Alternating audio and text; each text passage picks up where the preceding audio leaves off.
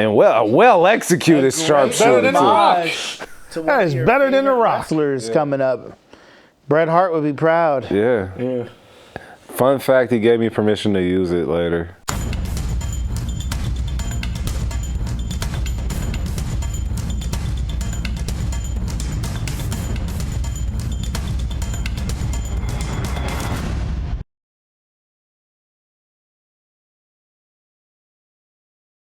So this next match, it's you and Nappy for the vacant Underground Championship. Okay. This is where things really get kicked up a notch. Kid Crush wasn't at this show. So the whole show was built around this tournament to crown the new Underground Champion. I think I remember this match, yeah. You know. And this is also when we pivoted. You know, because we thought it was going to be Dynasty versus Capital G. We decided not to go that route. And so this is the match where we went, you know what? Evan and Nappy, that'll be the story we tell over the next 6, 7, 8, 9, 10 months, however long we ended up telling the story. Here he comes. Yeah, here he comes. All right. Cool. Look at him. He's got his bathrobe and everything. Pierre the Pro. Pierre the Pro. Pierre the Pro. Somebody couldn't do the right thing with this. It really says the Pro. He was so supposed to say the Pro. It's supposed to be Fear the Fro, but I guess you tried to make the F look fancy. yeah. Fear the Fro. When the fuck did a fancy F ever look like that? I will say I did like his entrance, the taunt, Yeah. I appreciated him trying to like do the old school ring robe, like the Ric Flair and the Bobby Roode and whatnot. Yeah. But, you know, we ain't got no money. We're kids, so he's just going to use a bathrobe. yeah. Wrist wraps. I mean, and I feel like that works perfectly on a backyard wrestling scale. Like, what do you use if you're a backyard wrestler? You use a robe with Fear the Fro on the back. Like, all right, Underground title on the line. Yeah. At this point, Seth is our official referee. And look how Seth has been with us for a minute, too. I just can't get over how young y'all both are. Shit, yeah, that's wild. That's why I said it's like 20 years ago. That shit's crazy. I know.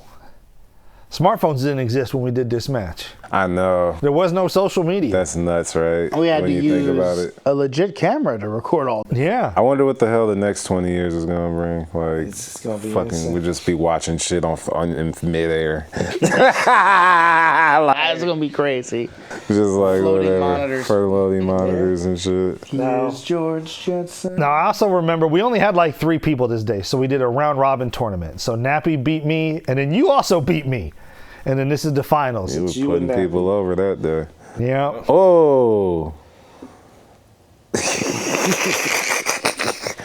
That was always my thing with people. Was like, That's one thing. I'll give Nappy his props. He was great at selling. Sometimes he would oversell. Yeah. Sometimes I wish he would dial some stuff down and some stuff up. Yeah. But for the most part, not bad. Yeah, and then I always felt like, especially with a guy like him who's a little bigger, he could be a little more physical.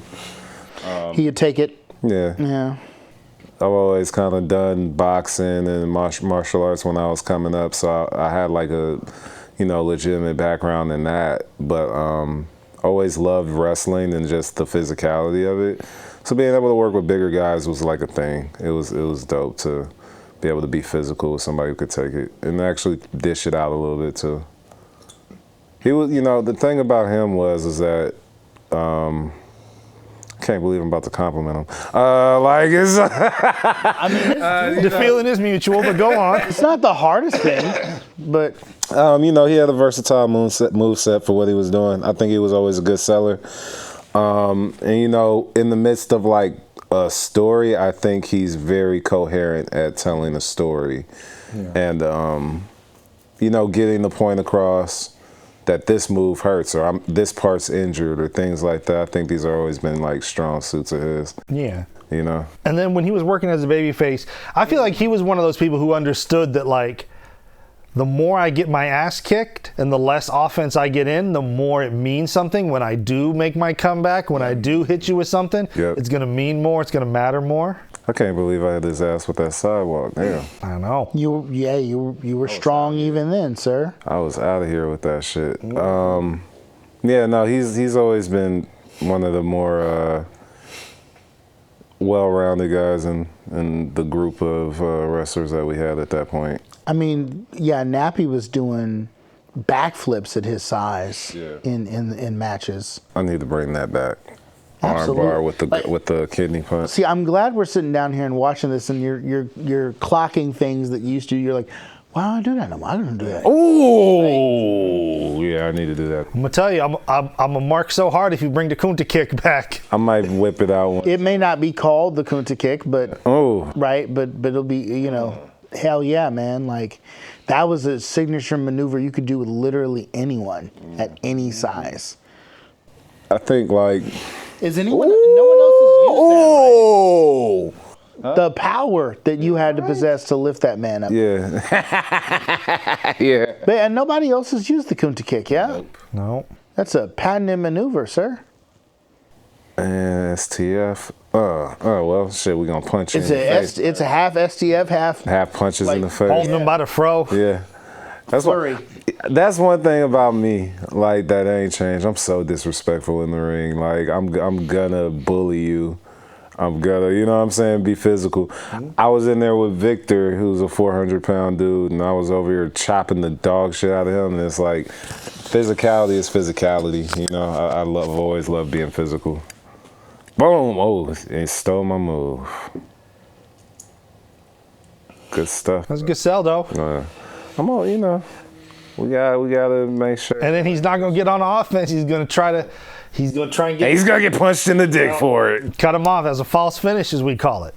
But the thing about, dude, you do all that, you're gonna get punched in the dick. You're leaving too much. He's like, I'm a taunt now. It's like, Yeah, I mean, that's one thing, is like he did understand like hope spots and be like, I got to make it look like I'm making a comeback. He didn't get his leg up. He didn't.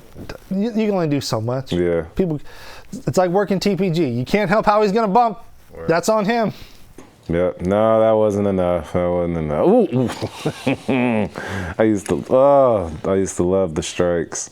I still love strikes. Yeah. That's a big part of my game, is strikes.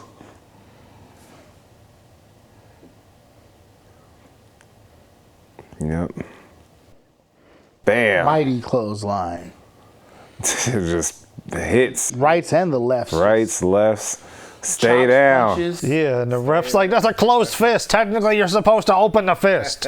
Get off him. Get off him. I'm like, shit, no, that's for a title, man. What are you love how, talking about? like, Get off him. I love how rules conscious Seth became during the CCW era, because trying to convince him that rules existed in backyard wrestling was like hard. Yeah, exactly. And like we had to do what we could. We don't got ropes, so there's only so many storytelling devices we have at our disposal. Yeah. So even if sometimes I'd be like, that's a Bill Watts rule. That doesn't apply here, Seth.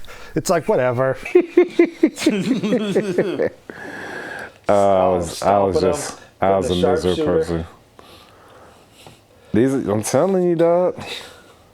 And well executed sharpshooter too. That is better than The Rock. Yeah. Coming up.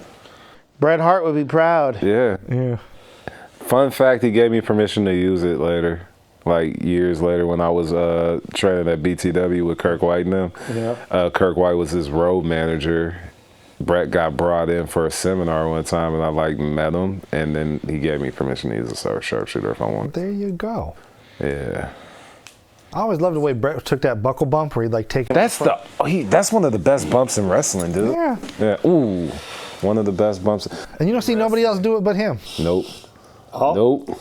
Nope. We going. Where you're going. Let's see how this looks. Oh! You.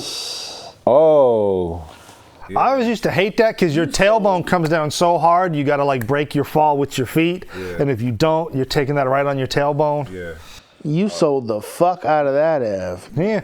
And what I like is Nappy's also selling because he's gotten his ass kicked the whole match. Yeah. So he's not just immediately going for the next thing. He's selling it the whole beat down. Shoot, he might actually be hurting a little bit, to be honest with you. but Nappy, yeah. But nah, he is definitely one for in-ring psychology. I say it all the time. He if he had wanted to go pro, he could have. So, like I was talking about earlier. This is the most beautiful shot we ever did. Bam! Oof. Oof. Look at that. That's like The Rock taking the stunner. He sold the fuck out of that boom. And that's all him selling. And he don't sell it like that, it don't come out that clean. That's all him selling. There, he said, "Fuck you, bro." Knee dropped the ref. More of a bulldog, but Whatever. And then We're going. underground title to the face. So, yeah. Kunta kicked the underground title into the face. I was like, nah, that ain't enough. Nope. We go. Do you think you gonna protect yourself? Hell no. Yeah, that's the one thing I don't like is you could kind of tell when he was like, oh, wait, no. You ain't protecting nothing. See how beautiful that was? Bring that back. So clean. He's laying on a dirt pillow. And then Lascano's revived the ref. The ref's going to do the slow count. Come on. Begrudging slow The count. Triple H Booker T slow count. There you go. What the ref should have done at Starrcade slow count. Yeah, that type of shit. Like, Referees all dazed. oh God. Hit him too hard, y'all. And the belt actually cut his hand right there when you did that. If you look at his hand, he's like, oh, fuck. The sharp part's like sliced Oh his finger damn, I'm open. sorry. It's all good. Look how confused the ref looks right now. He's just coming out of that. Because he's daze. bleeding. But then look at that. And then look at that beautiful shot, though. You posing with the belt, and then I love this total heel move. You're gonna put the 1 foot on him. The camera's gonna pan up as you raise the belt. Beautiful fucking shot. The era of Evan begins. When TJ Black joined us a couple months ago, what happened? Foot on the stomach, belt up in the air. I'm gonna send you that picture. It's hilarious how crazy it correlates. Well, another thing is when we're doing these underground shows, we don't have the fans like we did before. Yeah. So we can't really rely on that. So we have to lean more into like the sports entertainment storylines. Yeah. And so look at Nappy selling the beat down. And then out of nowhere, watch this. Oh! Couldn't let him leave the arena. Couldn't let him leave the ring. Just I think he no. said something about my mama. I think I heard him say something about my mom right then and And then there. there we go. Like, you know, That's it. That's the type of champion you're going to be. Nappy damn near dead. he's dead. That's exactly it. And that right there lays the groundwork for the next year. Yeah. Hilarious. CCW, like perfect selling, perfect moments, well-timed everything. Like, my God, we fit together like fucking OJ. Well, we fit better than OJ's. OJ and his Bronco. We fit better than OJ's glove, okay? Hey, this Bronco. Oh shit.